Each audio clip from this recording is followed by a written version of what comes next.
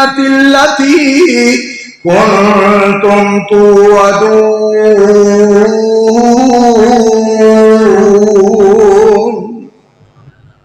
मालका तेरे फैसलियां तो सदके कुर्बान जाई। अल्लाह तुसी किड्डे मेहरबान। इत्थे मैं तुहानू एक गल सुनावा।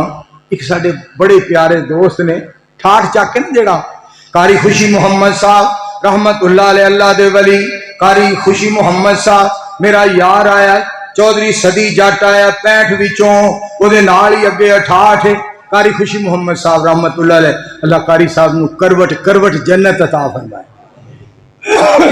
उथों दे मौलाना सईद कासमी साहब वो जद्दे होंदे ने जद्दे उन्हें एक शेर पढ़िया गालबन शेर बाबा जी वारिस शाह साहब का है। शेर बड़ा कमाल मैनू बड़ा पसंद आया और मैं तुहानू सुनाना चाहना। वो दिल नू हिला देने वाला शेर मैं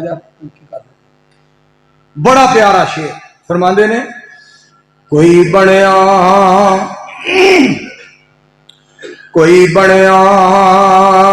जीनत पखियां दी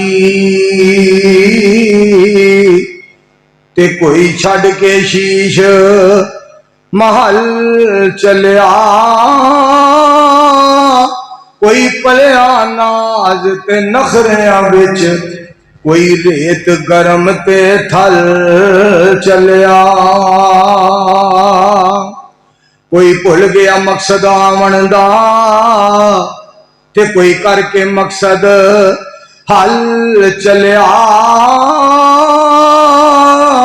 इथे हर कोई यार मुसाफिर है कोई अज चलिया कोई कल चलिया।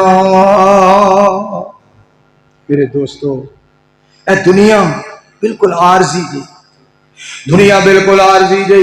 ये अंदर मालक